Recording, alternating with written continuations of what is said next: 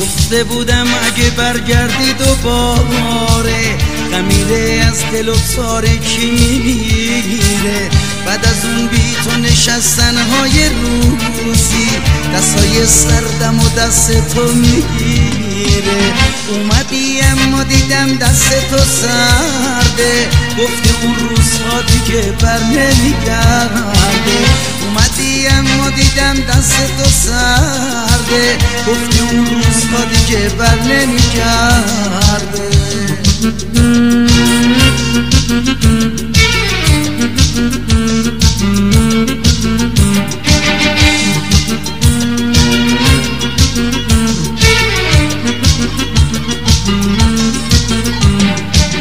گفته بودم اگه برگردی میبینی نقش غمها را تو آینه چشما.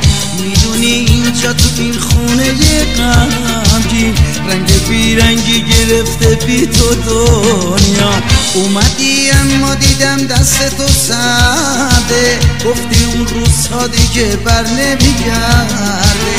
اومدی اما دیدم دست تو سرده، گفتی اون روزها دیگه بر نمیگرده.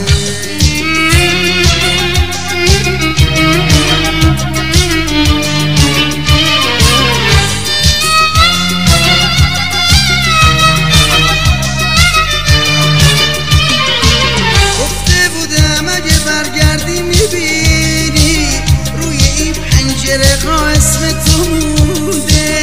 قصه اومدنت باز منو تنها توی این تاریکی شبها نشونده.